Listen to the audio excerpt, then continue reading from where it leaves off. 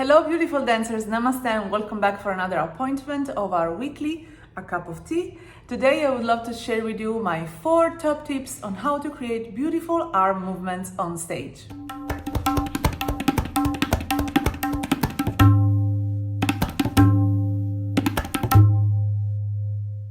Arms can be such a powerful and beautiful tool in any kind of dance, and especially in Fusion Bellydance, we use them a lot to emphasize the work and the movement of the body, or to create frames for the internal movement of our chest, hips and torso.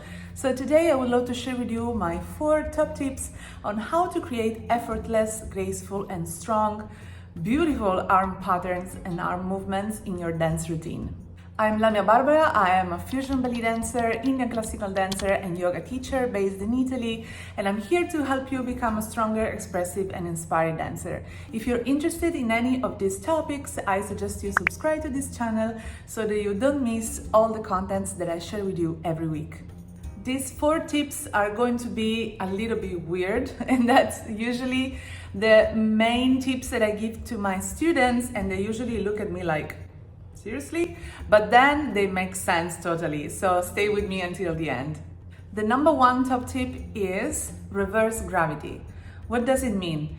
When we are on stage, we want to give the audience the idea of something otherworldly. It's like, I always say, it's like if you're a magician and you want to create that atmosphere and that magical environment for people to enjoy what you're seeing, like if they're children looking at a magician on stage. So to give them this otherworldly nuance and this otherworldly feeling, we need to change also our mindset as performers, as dancers. And one of these ideas is to have reverse gravity. What does it mean? It's like if we are moving underwater. So to raise the arms is pretty easy. Like if the pressure of the water is bringing me up, effortless. While if I have to lower them, whatever is the movement, is like if I'm pressing against the water and the gravity is inverse. So to go up, super easy. To go down, it becomes difficult, like if I'm pressing down into something. And this is so beautiful to watch and experience as an audience. And it's also a different mind game for performers to give them this otherworldly nuance we're looking for. My second tip, I always tell this to my students, always recommend and always tell like repeatedly, is the sole of the arms is in the elbows. What does it mean? It means that whatever is the movement that you want to create, always have this focus on your elbows position, because it can be the most beautiful movement, but if the elbows are not there and there is not presence in the elbows, and by presence I mean like focus and attention of their position and their movement, then all of the rest of the movement of the arms is going to become weak or not as powerful as we want. So always remember the sole of the arms is in the elbows. So when we want to move them, always have this idea of the elbow like connecting all of the movement, and special focus and attention on the elbow itself. Third tip is fingertips with eyes. This is weird, huh? But again, it's a mind game for us performers and dancers to understand these concepts. So here, I want you to imagine that your fingertips have eyes. So there is some awareness to what they're looking at all times. And they're very curious, so they like to explore the space. I usually try to always involve my students in a few exercises, which are like a preparation for dance.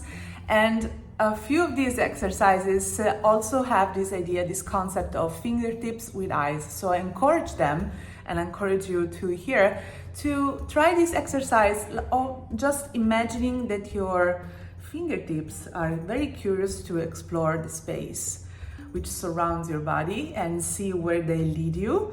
And when you're dancing, is it improvisation? Is it a choreography? Have this awareness of your fingertips, because many times you can see beautiful performers, beautiful dancers, but their fingertips are not present, and this is something which weakens everything else. So it's just a tiny extremity of our body, but it's so important for dance expression. I want you to implement this in your dance routine too. Fourth tip and last one, last but not least, is move inside a honey jar. So this idea is very interesting to apply, especially for fusion belly dancers. I want you to imagine that the air which surrounds the body is dense. Is not dense, I mean like, it's not like there is nothing. There is some information there and there is some density in the air which you can feel, and this allows your body, this little mind game allows your body to feel the relationship with the space, because many times as fusion belly dancers, we are so focused, and that's part of our technique and training, we are so focused on internal space and isolations, and everything has to be perfectly like an engine, so everything has to be perfectly together but isolated at the same time, and this is very demanding for our attention, that we cut ourselves from the space which surrounds the body, which is so important in dance. I would always keep repeating that my Indian classical dance teacher always repeated to me one sentence which is like stuck in my head, and I love it, which says, dance is a love story with space. And in our case, specific case, it's our internal space of the body as well as the external space of the body. So keep this attention also on the outside, and to imagine we are into a honey jar. We can feel this relationship with the air which surrounds the body, and not missing this idea of the density of the space. So again, it's just a slightly tiny mind game that might change completely the nuance, the atmosphere, the idea, and what you're giving to the audience. I hope you found this video inspiring for your dance journey. If you'd like to see more, remember to subscribe or take a look at my online school in Fusion Studies, where I share more of these tips as well as weekly classes and monthly combos for your dance practice. What's the weirdest tip that your dance teacher gave you for your arms, expression, and movement? Comment below and let me know. And I'll see you next week for the next A Cup of Tea. Mwah.